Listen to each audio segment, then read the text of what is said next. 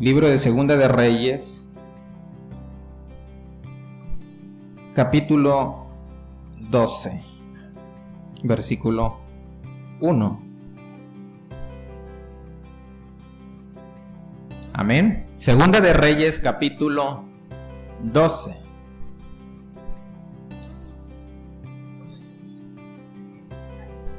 Amén. ¿Ya llegaron?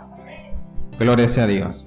La palabra de Dios dice: en el 7º año de Jehú comenzó a reinar Joás, y reinó 40 años en Jerusalén. El nombre de su madre fue Sibia, de Berseba. Y Joás hizo lo recto ante los ojos de Jehová todo el tiempo que lo dirigió el sacerdote Joiada. Con todo eso, los lugares altos no se quitaron, porque el pueblo aún sacrificaba y quemaba incienso en los lugares altos. Amén. Gloria a Dios. Vamos a parar ahí. La semana pasada, llevando un devocional que llevamos mi esposa y yo, pasábamos por esta cita, y me llamó mucho la atención cuando compartíamos ella y yo lo que Dios le había ministrado en esta cita. Pero a mí me hizo recordar algo que específicamente desde el año pasado Dios ya había estado tratando conmigo de manera muy específica. Y cuando paso por esta cita, nuevamente me hace recordar eso. Nuevamente viene a mí esa palabra que Él ya había puesto sobre cosas muy específicas. Y en el versículo 2 vemos que dice que Joás hizo lo recto ante los ojos de Jehová todo el tiempo que le dirigió el sacerdote Joiada.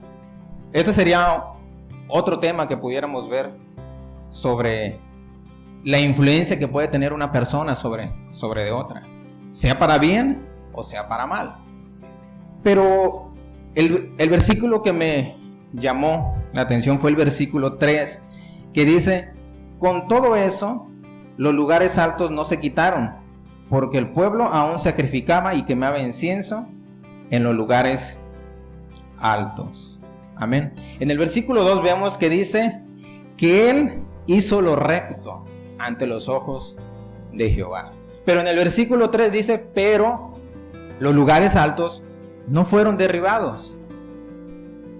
El pueblo aún seguía ofreciendo sacrificios a los ídolos. En esa misma cita, en la Biblia lenguaje sencillo, dice: Joás obedeció a Dios en todo, pues así lo educó el sacerdote Joiada. Versículo 3 dice: pero no quitó los pequeños templos donde el pueblo seguía ofreciendo sacrificios y quemando incienso a los ídolos. Amén. Yo les decía que esto era algo muy específico que Dios había hablado a mi vida, o sea, porque en cierta ocasión yo le preguntaba, o sea, ¿por qué pasan tantas cosas dentro de la iglesia? Yo le decía, o sea, ¿por qué pasan tantas cosas dentro de la iglesia?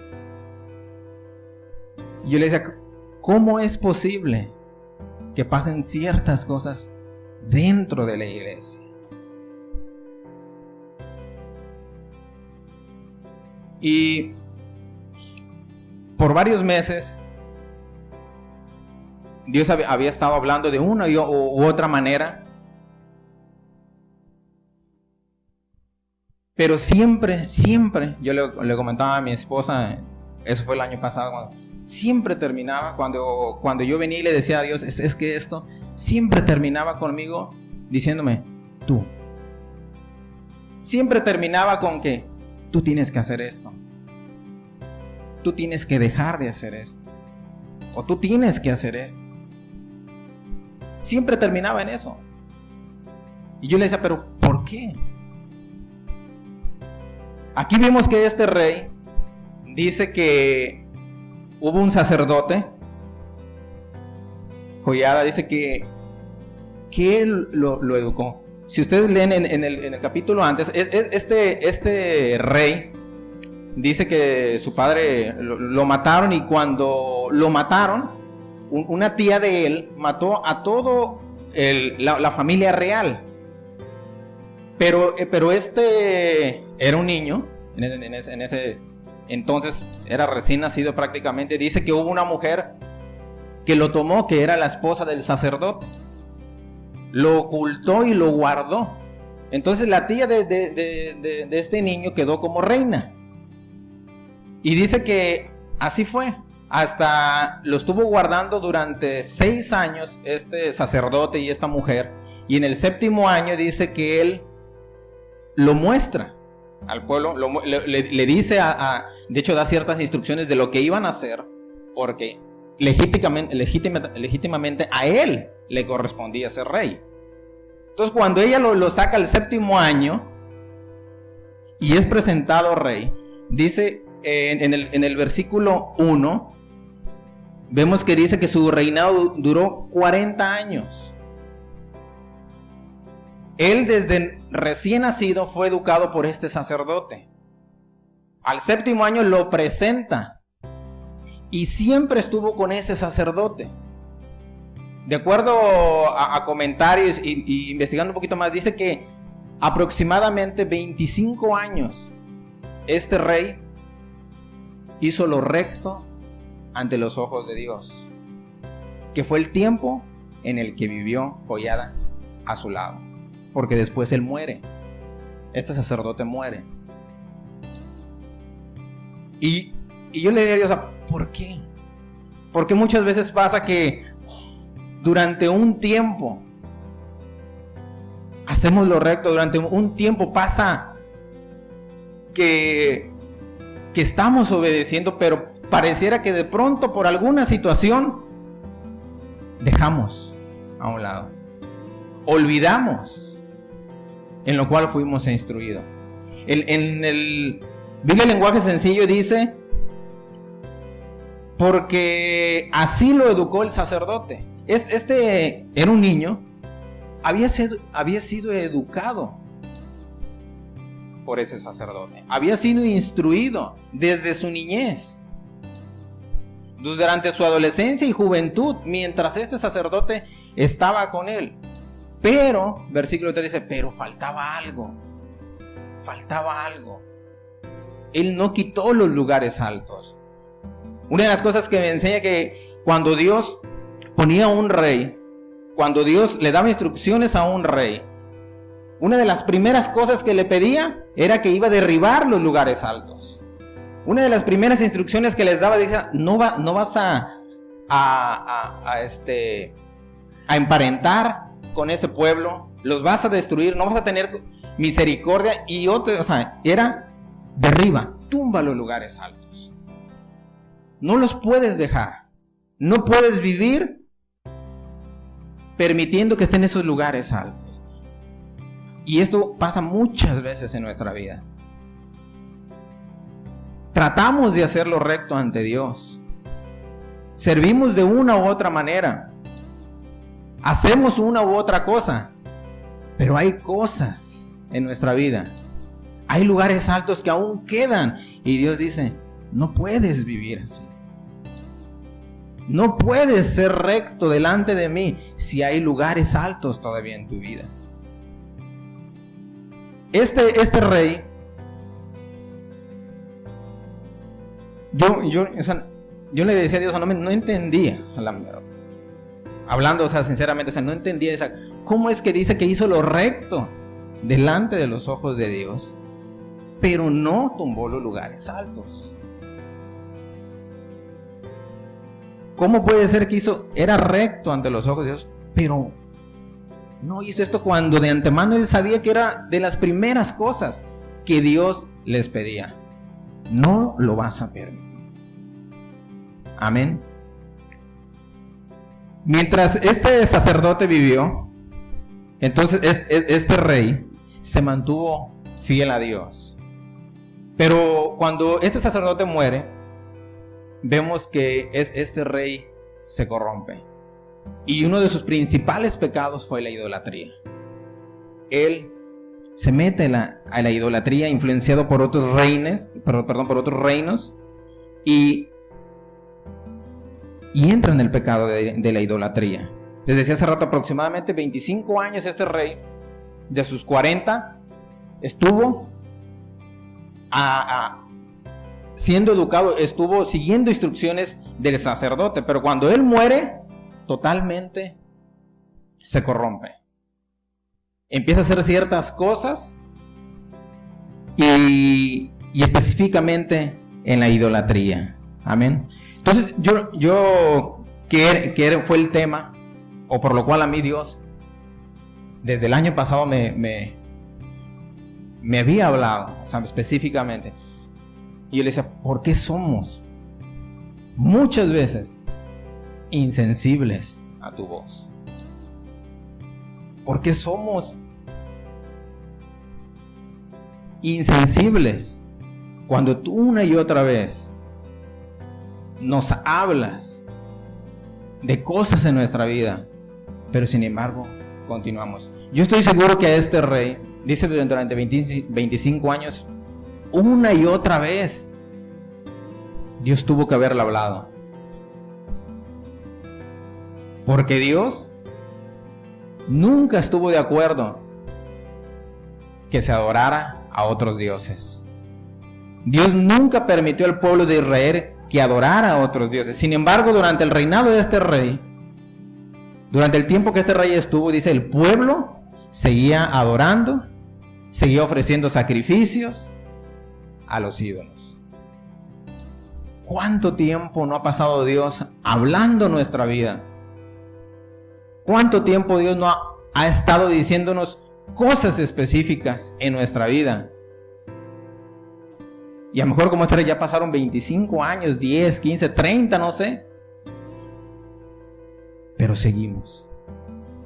Yo le decía, ¿por qué somos tan insensibles?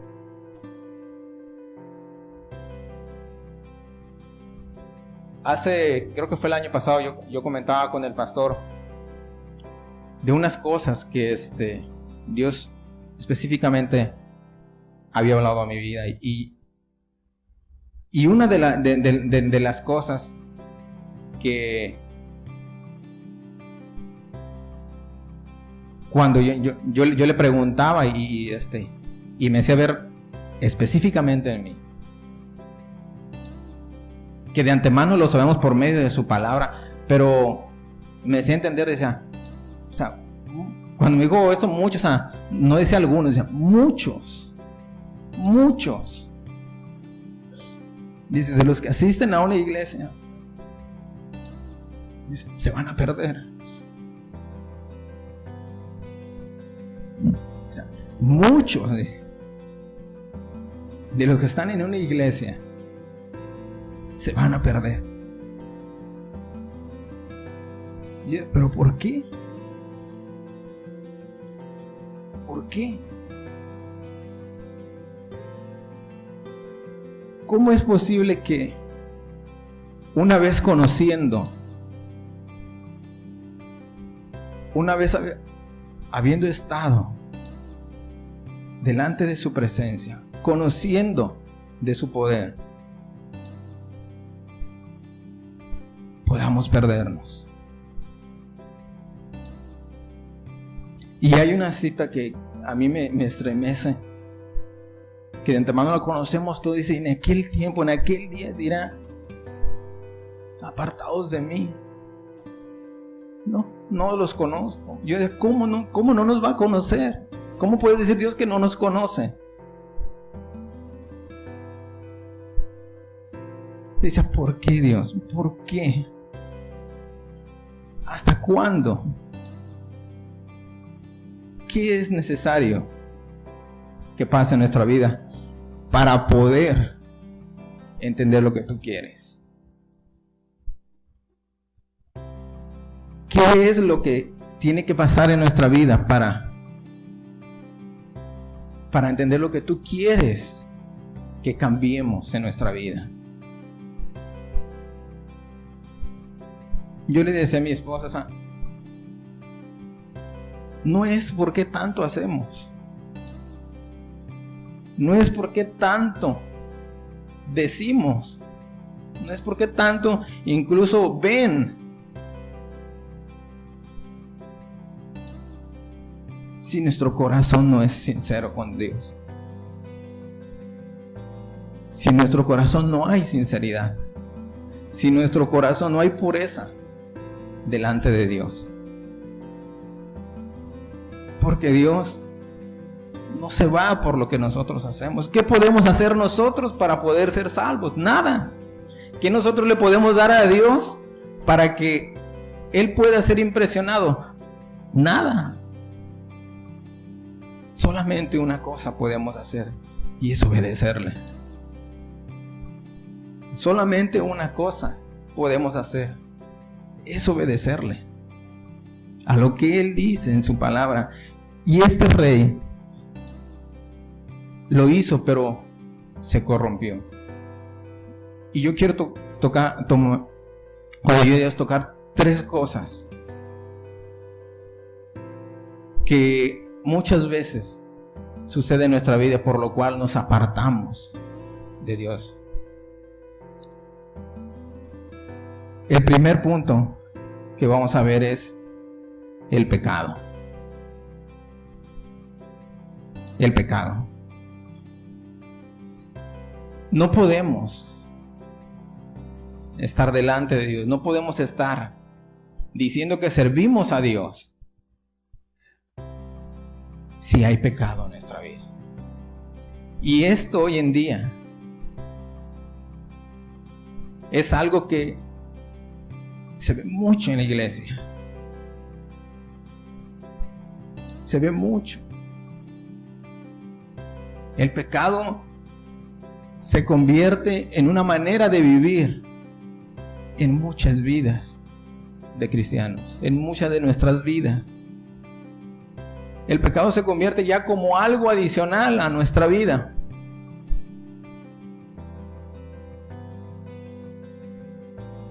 No podemos servir a Dios. No podemos decir que amamos a Dios. Podemos decirlo, pero no tiene valor delante de Dios cuando existe pecado. Cuando de antemano conocemos la palabra, conocemos la voluntad de Dios, insistimos permanecer en el pecado. Una de las cosas que el pecado acarrea en el creyente es que yo sé que todos hemos pecado de diferente manera, pero todos lo hemos sentido. Una de las cosas que acarrea el pecado es que cuando lo hacemos, el Espíritu nos redarguye, el Espíritu nos reprende.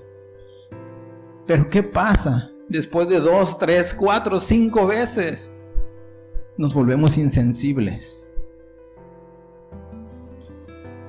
Ya no sentimos esa reprensión. ¿Por qué? Porque el Espíritu dejó de hacerlo. No ha dejado de hacerlo. Es porque Dios dice, ya te voy a dejar. No, pero nosotros nos hemos vuelto insensibles a su voz.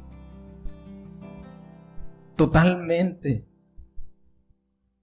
insensibles. Y es cuando el pecado empieza a ser una forma de vida en el cristiano. Y una de las peores cosas que puede pasar en un cristiano es estar en una iglesia, estar en un ministerio, estar en una actividad, en lo que tú quieras, o estar como congregante, pero estando en pecado. Y engañarnos a nosotros mismos. Este rey había sido educado por este sacerdote. Pero ahora, segunda de Crónicas,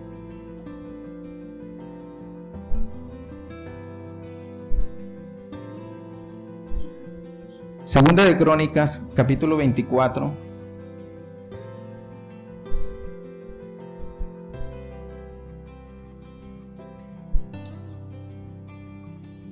Versículo del 17 vamos a leer.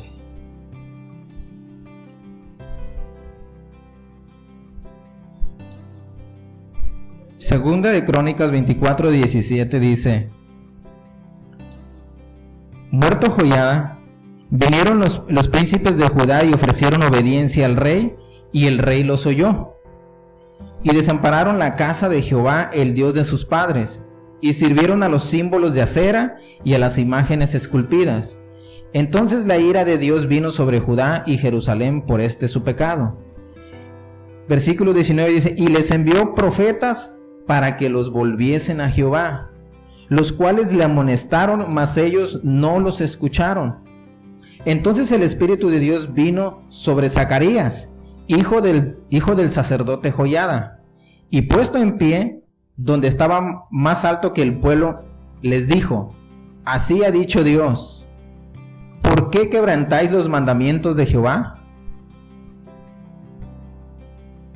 No os vendrá bien por ello, porque por haber dejado a Jehová, él también os abandonará. Pero ellos hicieron conspiración contra él, y por mandato del rey lo apedrearon hasta matarlo en el patio de la casa de Jehová. Así el rey Joás no se acordó de la misericordia que Joiada, padre de Zacarías, había hecho con él. Antes mató a su hijo, quien dijo al morir: Jehová lo vea y lo demande. Amén. Aquí vemos a este rey que había sido educado, que había sido protegido por un sacerdote, por su esposa. Pero cuando este sacerdote muere, dice que él se olvida, se entregó al pecado de la idolatría. Dios le manda profetas, le exhorta, le dicen que está mal, pero no quiso obedecer, no quiso escuchar. Manda al hijo de ese sacerdote, lo manda y dice que este rey lo manda a matar. Yo le decía, ¿cómo es posible que ese rey olvidó que un día el padre de ese joven, el padre de ese sacerdote, lo protegió? Que la madre de ese hombre un día lo guardó y lo estuvo sustentando. Y 25, 30 años después, mata a su hijo. Dios manda a Zacarías para hacerles ver su pecado. Y este rey dice que lo mataran. Este rey dice que el pueblo conspira contra él y el rey dice: mátenlo. ¿Cómo es posible? ¿Cómo es posible que este rey hiciera eso? Yo decía, el pecado nos vuelve insensibles. El pecado ciega nuestro entendimiento. Y el pecado en el cristiano lo convierte en un títere de Satanás. Y por eso podemos decir, ¿cómo es posible? O sea, ¿cómo es? Que muchas veces podemos decir, ¿cómo es posible que hice esto? ¿Cómo es posible que yo ofendí de esta manera?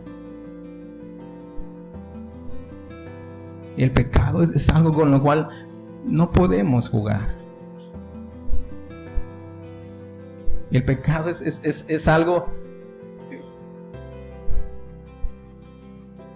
que causa un estrago en la vida de un cristiano. Querer jugar con el pecado trae graves consecuencias. De antemano sabemos que dice que Dios no habita en un lugar de pecado, no habita en alguien con pecado. Pero muchas veces queremos el favor de Dios, queremos la misericordia de Dios, queremos que Dios actúe en nuestra vida, en nuestra familia, pero de antemano sabemos que hay un pecado. De antemano sabemos que hay algo que Dios ha estado hablando en nuestra vida. Sin embargo, nosotros no hemos querido. Así como este rey se le dijo, se le mandó profetas y no quiso escuchar. Él lo sabía, había sido educado en ello, pero no quiso escuchar. Su entendimiento fue entenebrecido y no aceptó. Al contrario, se metió más. ¿Cómo? Dijo, mátenlo. Una de las cosas que hace el pecado es que cada vez es más nos vamos metiendo en él. Nos vamos metiendo más en él, porque ciega nuestro entendimiento.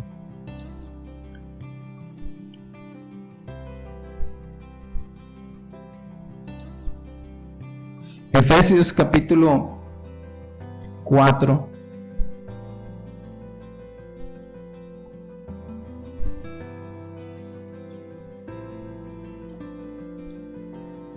Efesios 4, 17 dice, amén. Esto pues digo y requiero en el Señor, que ya no andéis como los otros gentiles, que andan en la vanidad de su mente, teniendo el entendimiento entenebrecido, ajenos de la vida de Dios por la ignorancia que en ellos hay, por la dureza de su corazón, los cuales después que perdieron toda sensibilidad se entregaron a la lascivia para cometer con avidez toda clase de impureza. Biblia lenguaje actual en esta cita dice, les digo pues, y con insistencia les advierto en el Señor, que no imiten a los paganos, que se mueven por cosas inútiles. Su inteligencia está en tinieblas. La ignorancia en que se quedan, así como su conciencia ciega, los mantienen muy lejos de la vida de Dios.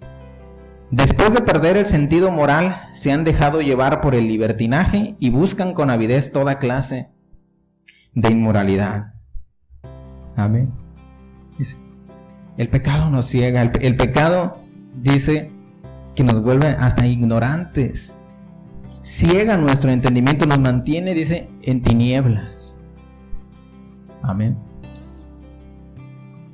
La primera cosa que nosotros tenemos que ver en nuestra vida es si existe pecado. Si hay pecado en nuestra vida. Mientras haya pecado en nuestra vida, no podemos entrar delante de su presencia. De antemano sabemos que en la antigüedad, si el sacerdote, el sumo sacerdote, cuando entraba a ese lugar santísimo y había pecado en él, había impureza en él, no podía permanecer. Y muchas veces hoy nosotros queremos llegar delante de él de antemano sabiendo que hay pecado. Y esto me hace recordar, en la antigüedad, esos sacerdotes caían muertos. Pero hoy por la gracia, hoy por su misericordia, nosotros no. Pero esto ha sido algo que se ha usado de manera muy mal. Porque una de las principales cosas que Dios pone en nuestra vida acerca del pecado es el dolor. Una de las cosas, de los síntomas cuando Dios está tratando en nuestra vida acerca del pecado es el dolor. No podemos ser insensibles del pecado que estamos haciendo o que hicimos.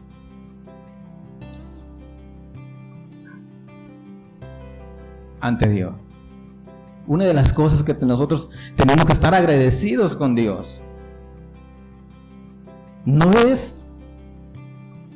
recordar el pasado, recordar nuestro pecado, pero sí recordar de lo que Dios nos sacó. Es recordar de dónde Dios nos sacó y qué fue lo que Dios perdonó en nuestra vida. No podemos olvidar eso. No revivir nuestro pecado, pero sí darle gracias a Dios por lo que Él hizo. Darle gracias a Dios por lo que Él hizo en nuestra vida, lo que hizo en su vida. Yo no sé qué es lo que Dios hablado o haya perdonado en su vida.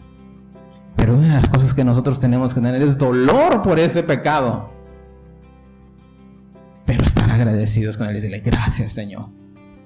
Gracias, porque ciertamente si no fuera por tu misericordia, es que yo no pudiera estar delante de ti.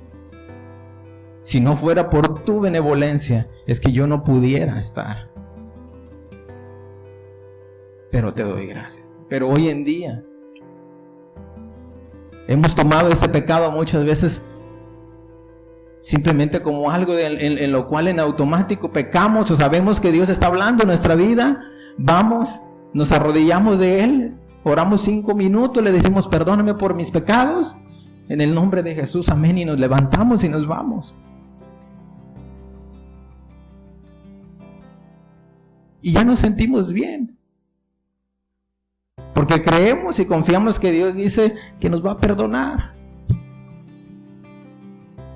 Pero realmente hay un dolor, realmente hay un dolor, un arrepentimiento por eso que hice, o simplemente estoy cumpliendo con algo que Él dice que tengo que hacer para estar tranquilo en mi conciencia. Una de las cosas también que yo le preguntaba a Dios, y me mostraba, es de que es fácil venir delante de Dios y decirle: perdóneme por mis pecados, pero yo le decía, y nos hemos detenido a preguntar, que Dios me dirá: ¿cuáles pecados?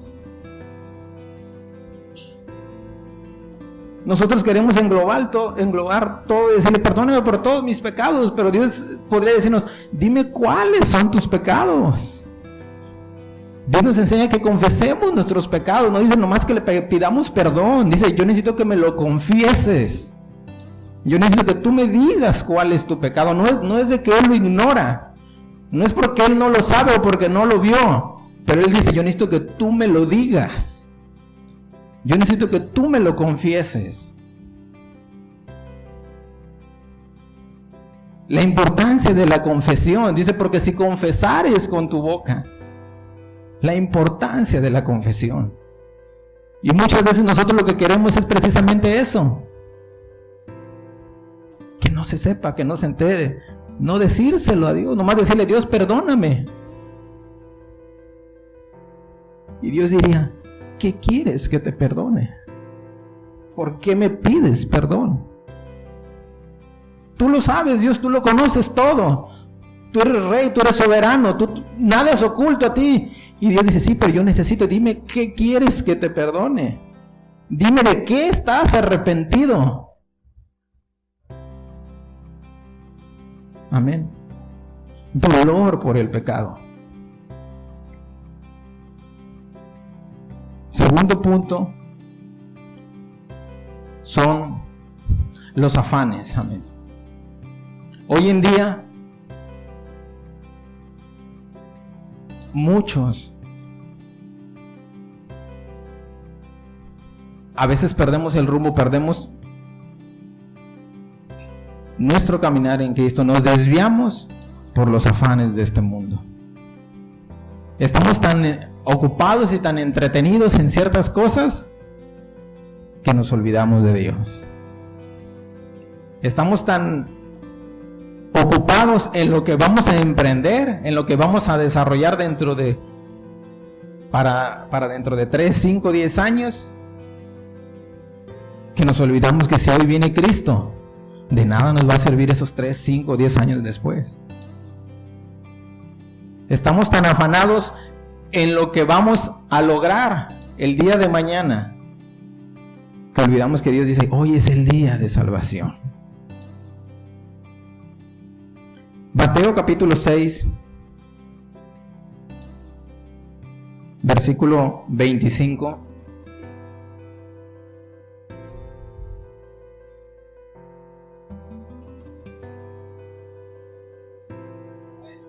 Amén.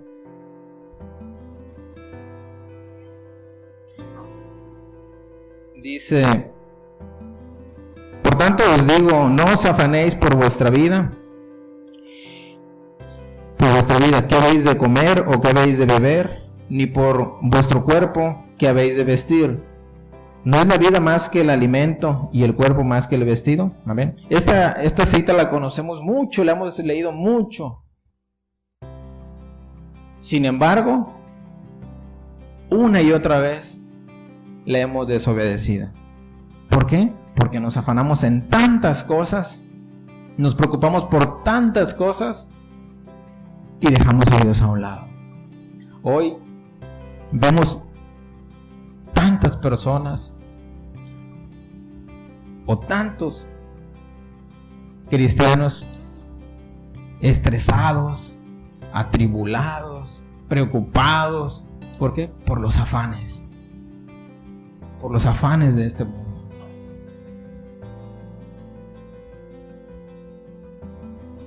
Porque estamos buscando una forma u otra manera de cómo poder obtener más, de cómo lograr más. Amén.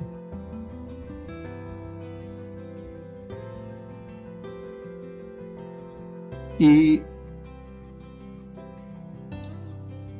esto es algo que tenemos que tener mucho cuidado. Sobre esto, lo más importante no es lo que el hermano ve o lo que el hermano dice. No, eso no es importante. Lo más importante es lo que tú y yo sabemos delante de Dios, porque esto es algo tan delgado. Dios no está en contra de que tú emprendas cosas. Dios no está en contra de que tú busques mejorar tu condición. Pero una y otra vez yo le he dicho, he hablado con mi esposa, pero lo más importante es cuando yo sabemos de antemano que eso que estamos haciendo, que eso en lo cual estamos, nos está haciendo un impedimento para estar delante de Dios. Cuando de antemano sabemos que lo que estamos haciendo ya es con otro propósito. Dios no está en contra de que tú busques mejorar, de que tú tengas sueños. Dios no está en contra de ello. El problema muchas veces es que nos olvidamos del creador de los sueños. Nos olvidamos del que nos permite llevar a cabo las cosas y lo hacemos a un lado. Nos olvidamos de esto. Yo cuando vi esto, venía a mi mente, algo que el pastor ha mencionado mucho y siempre yo también lo he visto, es que la iglesia se representa muchísimo con un matrimonio. La iglesia representa una familia. Y dentro de un matrimonio, tanto el hombre o la mujer pueden hacer cosas por la familia o por el matrimonio. Pero es muy diferente cuando esas cosas que se hacen por una obligación, se hacen porque pues tengo que hacerlas, a cuando lo hacemos porque queremos obedecer a Dios y por consecuencia mi esposo o mi esposa será bendecida. Por consecuencia mi esposo o mi esposa será la beneficiada. Es muy diferente. Se pueden hacer las cosas dentro de una familia, pero el resultado es totalmente diferente. El resultado puede ser totalmente diferente. ¿En qué radica? ¿En lo que se hizo? No, está en el corazón. No está en lo que se hace, sino en el corazón. Eso es lo que Dios ve. Dios no nos dice, no vas a hacerlo. No tienes que emprender, no vayas a trabajar. No, le dice, tu corazón. ¿Dónde está tu corazón? ¿Está en aquello que quieres lograr? ¿Está en aquello que quieres obtener? ¿O está en mí? ¿Dónde está tu corazón? Amén. Lucas capítulo 12.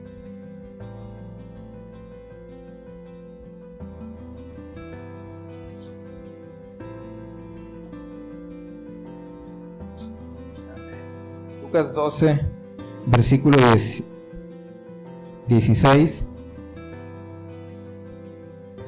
dice, también les refirió una parábola diciendo, la heredad de un hombre rico había producido mucho, y él pensaba dentro de sí diciendo, ¿qué haré? Porque no tengo dónde guardar mis frutos.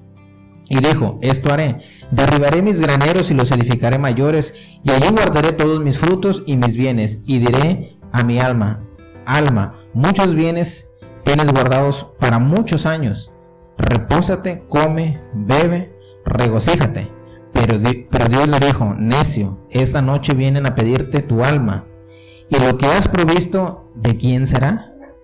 Así es el que hace para sí tesoro, y no es rico para con Dios. Amén. Ve el lenguaje sencillo. En el versículo 19 dice, después me diré, ya tienes suficiente para vivir muchos años, come, bebe, diviértete y disfruta de la vida lo más que puedas. Versículo 20 dice, pero Dios le dijo, qué tonto eres, esta misma noche vas a morir, y otros disfrutarán de todo esto que has guardado. Amén.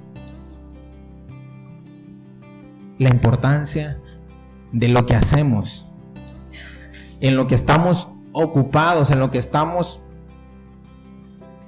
usamos de nuestro tiempo,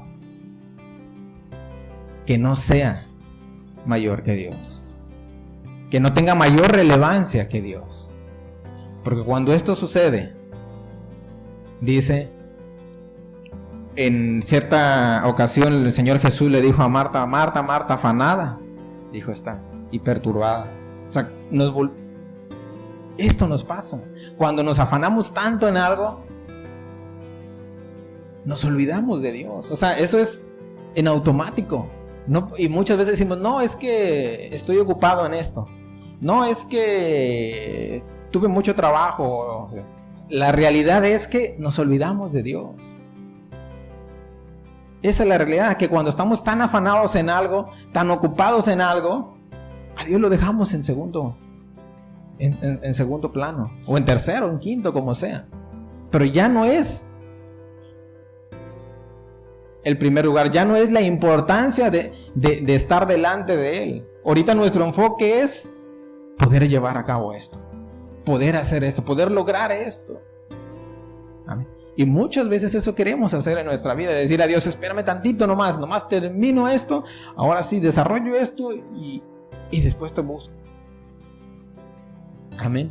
Los afanes de la vida. Por último,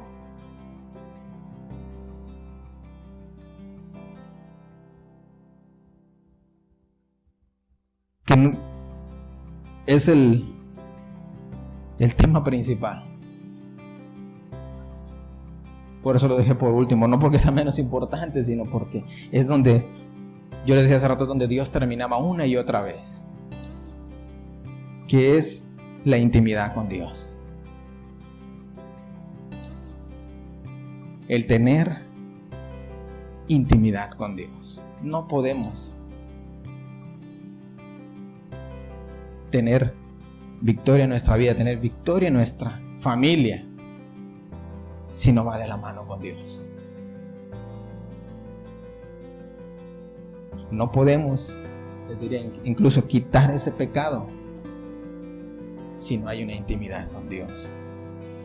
Porque si Dios no es redarguyendo,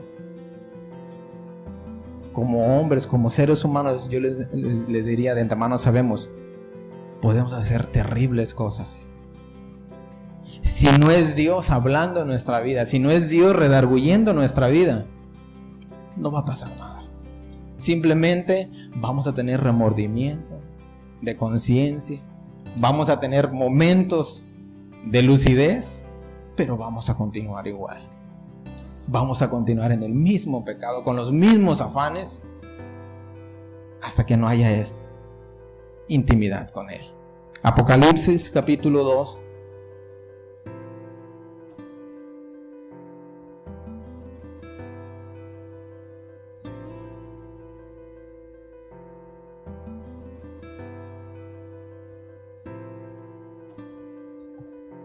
Apocalipsis capítulo 2, versículo 1 dice: escribe al ángel de la iglesia en Éfeso, el que tiene las 7 estrellas en su diestra, el que anda en medio de los 7 candeleros de oro, dice esto: yo conozco tus obras y tu arduo trabajo y paciencia, y que no puedes soportar a los malos, y has probado a los que se dicen ser apóstoles y no lo son, y los has hallado mentirosos, y has sufrido y has tenido paciencia, y has trabajado arduamente por amor de mi nombre, y no has desmayado.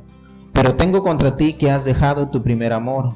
Recuerda, por tanto, de dónde has caído, y arrepiéntete, y haz las primeras obras, pues si no, vendré pronto a ti y quitaré tu candelero de su lugar, si no te hubieres arrepentido. Biblia Lenguaje Actual, versículo 4 dice: pero tengo algo en contra tuya, y es que has perdido tu amor del principio. Date cuenta, pues, de dónde has caído. Recupérate y vuelve a lo que antes sabías hacer. De lo contrario, iré donde a ti y cambiaré tu candelero de su lugar. Eso haréis si no te arrepientes. Amén. Intimidad con Dios. Nuestro primer amor. No podemos, o mejor dicho, Dios no recibe nuestra alabanza. Dios no recibe lo que hacemos, lo que emprendemos, diciendo en su nombre, si no va respaldado por esto. Dios lo sabe, lo ve.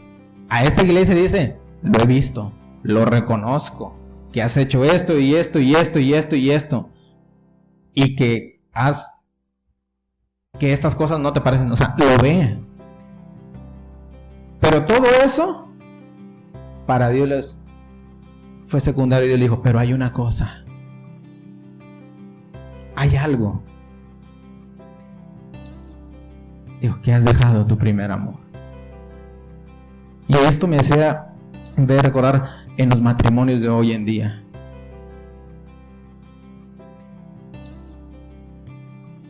Muchas veces he escuchado que dices que es que ya no la amo, o es que ya no lo amo,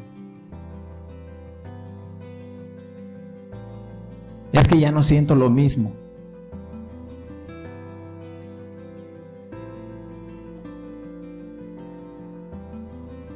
Dios, hablando aquí, dice a esta iglesia, me llama la atención que una palabra muy importante en el versículo 4 dice: pero tengo contra ti, dice, que has, y hay una palabra que dice: has dejado. Dios no le reclama a esa iglesia que dice: no me amas. Dios no le dice: es que eres mentirosa, no es verdad que me amas. Dios le dice: has dejado. Dios sabía que esa iglesia le amaba, pero ¿sabes qué había pasado? Que había dejado de hacer las cosas con las cuales esa iglesia le demostraba que le amaba. Y mucho de eso sucede hoy en día en muchos matrimonios. Se escucha y se dice: es que ya no la amo, es que ya no lo amo, es que ya no siento lo mismo. Y Dios dice en su palabra: pero el amor nunca deja de ser.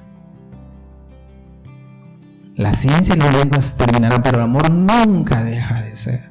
Dios le reclamó a esa iglesia y dice: tengo algo contra ti. Dice: que has dejado. No porque se te terminó, no porque le dijo: nunca me has amado. Dijo: has dejado. Y el has dejado es voluntariamente tú, conscientemente tú, hiciste de hacer las cosas con las cuales me demostrabas que me amabas. Es fácil decir muchas veces en un matrimonio, es que no me ama, o es que no hace el otro. Dios cuando le habla a esta iglesia le dice, tú has dejado. Tú dejaste de hacer esas cosas con las cuales tú me demostrabas que me amabas. A mí esto me ministró mucho, porque Dios sabía que esa iglesia lo amaba. Dios sabía que esa iglesia lo amaba. Tanto que Él reconoció las cosas que esa iglesia hacía. Pero Él le dijo, ¿sabes qué? Eso es secundario. Lo más importante para mí, dijo, es que tu corazón sea mío.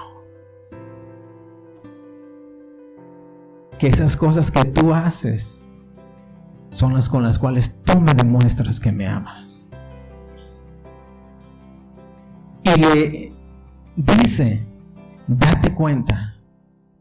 Yo le decía hace rato, a veces es fácil decir, es que esto, el otro, o ella, o él, o mismo con Dios, es que si Dios hiciera, si Dios tocara, si Dios quitara, si Dios obrara, Él dice, tú. Dice, date cuenta, ¿quién? Nosotros, no Dios. Hay muchas cosas que jamás van a cambiar en nuestra vida. Y yo diré, jamás Dios lo va a hacer porque no le corresponde a Dios. No porque no pueda. No porque no lo desee, pero no le corresponde a Dios. Dios cuando habló a esta iglesia le dijo, date cuenta tú. Cuando Dios habló a esta iglesia y le dijo, tengo algo contra ti, no dijo, te voy a derramar un nuevo amor, te voy a derramar un nuevo sentir. Le dijo, no, date cuenta tú.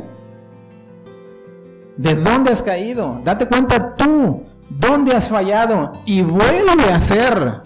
Le da una orden, dice, vuelve a hacer lo que sabías hacer. Pero no nos corresponde a nosotros, no a Dios. Y nosotros muchas veces es lo que queremos, que Dios venga, obre y tener el resultado. Pero no queremos pagar un precio. Queremos que Dios toque nuestra familia, toque nuestro matrimonio, pero nosotros no queremos mover un dedo. Queremos que Dios lo haga, que Dios se manifieste. Y Dios dice, tú eres la que lo tiene que hacer. Tú eres el que lo tiene que hacer. Yo te voy a respaldar, pero si tú no lo haces, yo no lo voy a hacer, porque tú fuiste la que dejó de hacerlo. Tú fuiste el que dejaste de hacer esas cosas con las cuales tú le demostrabas que la amabas. Tú dejaste de hacer esas cosas con las cuales tú le demostrabas a tu esposo. Tú fuiste. Dice, una cosa tengo. Y que has dejado tu primer amor. Nosotros a Dios le demostramos cuánto lo amamos, no por lo tanto lo que le decimos. Yo sé que esto lo saben. En un matrimonio es bonito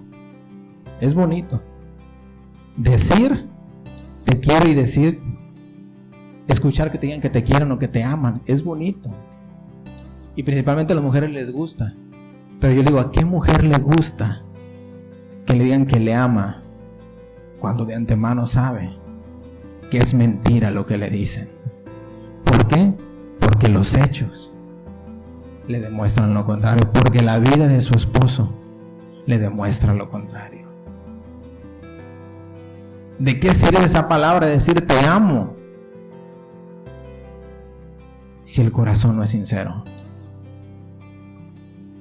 Dios le dice a esta iglesia, yo conozco tu arduo trabajo, yo conozco que has sufrido, yo conozco todo de ti, pero hay algo, dice, hay algo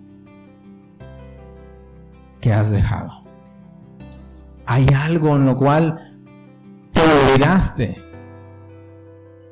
es ese tiempo en el cual tú estabas conmigo. Ese tiempo en el cual tú estabas delante de mí. En el cual tú me demostrabas que me amabas. Amén. ¿Cómo está tu corazón? ¿Cómo está hoy nuestro corazón? ¿Hay cosas reservadas? ¿Hay cosas en las cuales todavía le decimos no? ¿Hay cosas en las cuales todavía no queremos que Dios toque? Hay cosas en las cuales no le permitimos a Dios que actúe. Esto, ¿cuánto daño causa en un matrimonio? Preservar cosas en el corazón, guardar cosas en el corazón. ¿Por qué? Porque no queremos que lo sepa nuestra esposa, nuestro esposo. O porque simplemente no queremos ser expuestos ante él, ante ella. Decimos, pues Dios ya lo sabe. Pero ¿qué hay en tu corazón? ¿Qué es lo que hay en tu corazón, en mi corazón? No podemos poder caminar con Dios. No podemos, yo digo con todo respeto, poder venir a este lugar y decirle cuánto te amo. Eres lo más hermoso y lo más precioso para mí. Y Dios viendo nuestro corazón. Se escucha bonito, pero ¿tendrá un valor realmente? Dios recibirá eso como, ahora sí que como un halago, o se ofenderá, diría, o sea, si tan solo me amaras, si tan solo esas palabras que me dices fueran acorde a tu vida, otra cosa sería. Si tan solo eso que me dices, me dijeras la mitad, pero lo hicieras en tu vida, cuán feliz me harías.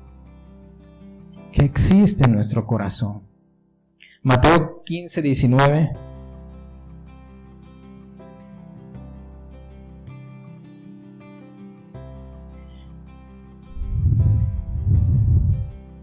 Dice, porque del corazón salen los malos pensamientos, los homicidios, los adulterios, las fornicaciones, los hurtos, los falsos testimonios, las blasfemias. Porque del corazón, amén. Cuán importante es darle nuestro corazón a Dios. Y yo les quiero decir algo. Y a nuestro esposo, a nuestra esposa. Yo, en muchas ocasiones he escuchado predicadores que dicen, tú confía en Dios. Si tu confianza está en tu esposa, pues, o en tu esposo, pues estás mal. Y hasta cierto punto está bien, porque nuestra confianza tiene que ser Dios. Pero yo he entendido, que Dios tiene un orden. Y Dios, cuando estamos en ese orden de Dios, Dios bendice. Yo no concibo a un Dios que estoy bajo su autoridad, que estoy debajo de su dirección y que me diga, pero no confíes en tu esposa. No pongas tu corazón en tu esposa. Yo veo a un Dios que dice, búscame. Está delante de mí y por ende tu familia, tu esposa, tus hijos se van a beneficiar. Y muchas veces nosotros lo que queremos es decir, yo y Dios. Pero al que tenemos a un ladito, al que tenemos al más cercano, no, es que tú no podemos. Si decimos entregarle nuestro corazón a Dios, pero no se lo entregamos con la que hicimos un pacto, con el que hicimos un pacto delante de Dios, ¿cómo pues? ¿Cómo le podemos decir a aquel que bendijo, a aquel que santificó un pacto, Pero el que tenemos a nuestro lado, decirle, no, contigo no. Es con él, contigo no. No se puede. No se puede. Es engañarnos a nosotros mismos. Si mi corazón está confiado en Dios, si mi corazón está delante de Dios, por ende está con mi esposa. Por ende debería de estar con su esposo. No nomás con Dios, porque nos estaríamos engañando. La importancia que tu corazón, mi corazón, pueda descansar en tu esposa o en tu esposo. Que puedas tener esa confianza, esa libertad de decirle, pasa esto, sucede esto. Que a lo mejor lo vas a lastimar, lo vas a lastimar, sí. Pero existe esa confianza y sabes de antemano que aun cuando duela, aun cuando cause vergüenza, decir, vamos a seguir adelante. Vamos a caminar. Y esto va a ser para honrar a Dios. Nuestro corazón. Hebreos 6:11.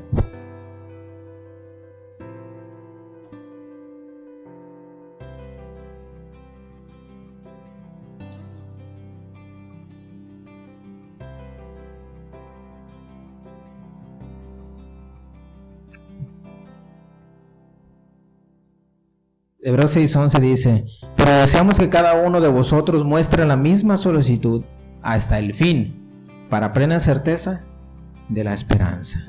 Amén. Permanencia. Amén.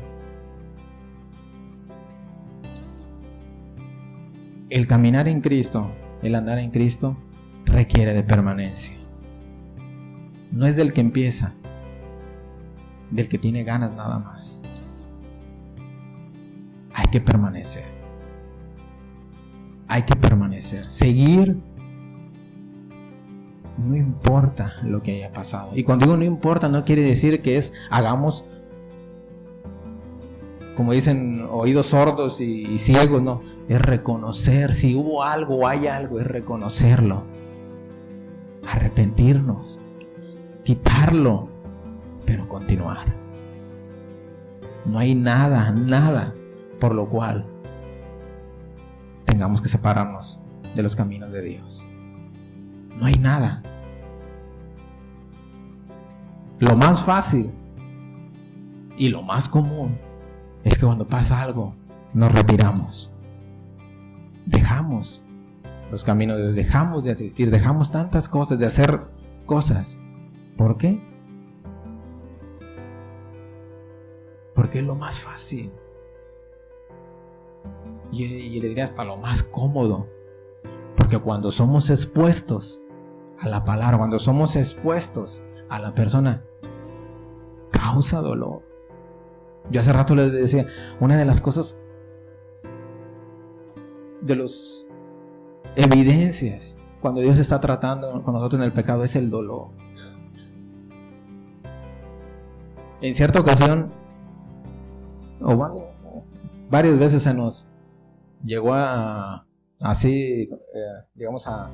desaparecer por un momento nuestro hijo Samuel. Pero recuerdo en específico una que andábamos en Guadalajara, en un centro comercial, ya no recuerdo si Soriana, cuál era. Total que andaba pues, mi suegra, mi suegro, mi esposa y yo, y el niño. Y por X razón se nos perdió. Estábamos confiados en que, si no mal recuerdo, creo que Sergio lo traía. Total que uno creía que lo traía uno, otro que el otro. Total que se perdió el niño. Ya en otras ocasiones se nos había extraviado así. Pero en esa ocasión yo en específico sentí un dolor y una angustia cuando dicen el niño. Y lo empiezo a buscar. Y lo empezamos a buscar, pero había un dolor y una angustia. Ya se nos había extraviado, digamos, en otras ocasiones. Pero específico en esa, yo sentí un dolor y una angustia de no saber dónde estaba, de que se había extraviado, que en ese momento se me olvidó, o sea, a lo que íbamos, o de hecho no me acuerdo ni a qué íbamos, pero en ese momento se me olvidó todo. Yo lo que quería era encontrarlo. Lo que yo quería era encontrar a mi hijo.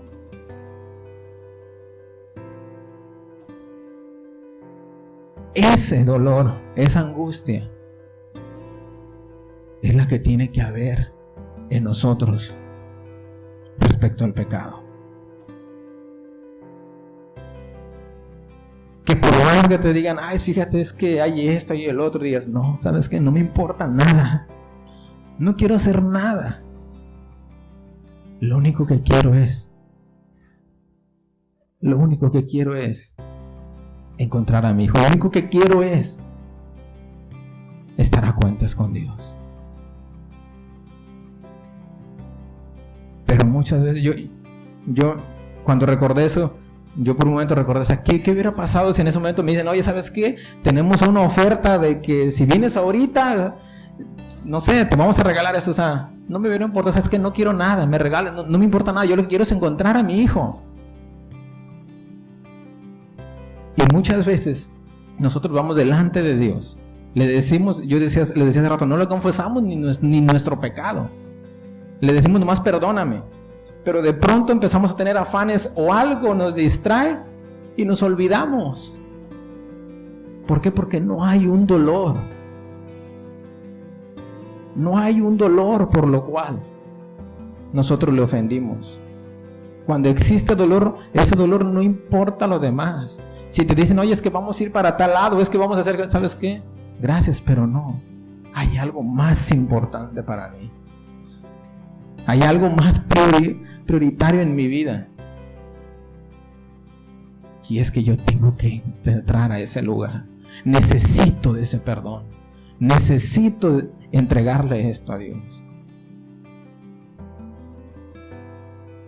¿Qué padre, qué madre podría dejar a su hijo en ese centro comercial y decir, sí? Se imagina una madre que de repente le dicen, ¿sabe qué? Ahorita si vienen los próximos 10 minutos hay zapatos regalados. ¿Qué madre iba a decir? Sí, hay que se espere el niño. Después de 10 minutos lo busco. ¿Te importarían más unos zapatos? ¿Te importaría más una ropa que te van a arreglar por tu hijo? Dejas todo. Dejas todo, no importa lo que te estén ofreciendo, no importa lo que te vayan a dar, no importa. Lo que tú quieres es encontrar a tu hijo. ¿Qué es más importante que restablecer tu comunión con Dios? ¿Qué es más importante? Y de antemano sabemos, si yo lo pregunto diríamos nada. La pregunta es, ¿lo estamos haciendo? Hay una canción, no sé cómo se llama, pero a veces me ha tocado escucharla en la casa cuando mi esposa pone, que dice que me falte todo, dice, menos tú, dice, que me falte todo.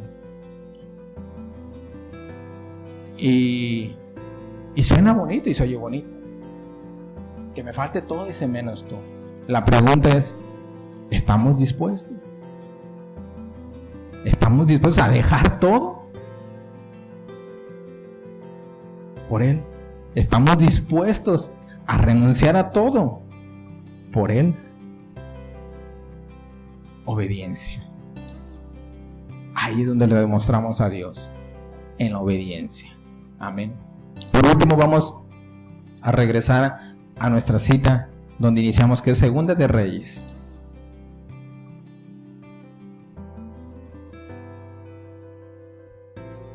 Capítulo 12.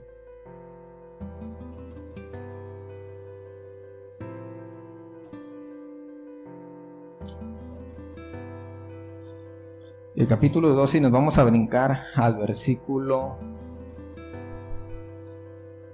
20. Y fíjense cómo terminó este rey.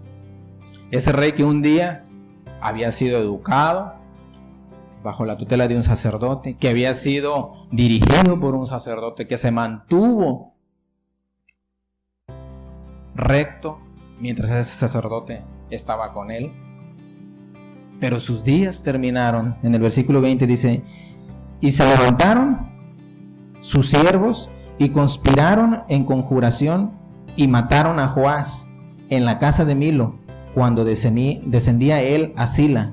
Pues Josacar, hijo de Simeat, y Josabat, hijo de Somer, sus siervos le hirieron y murió.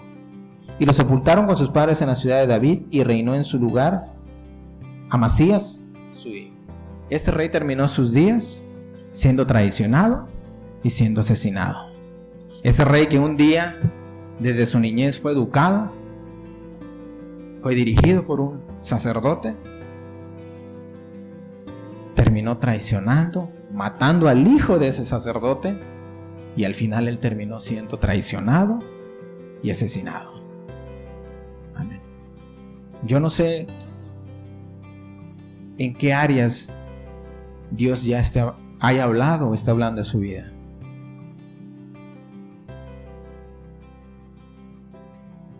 Lo que sí sé es que Dios dice: hoy es el día.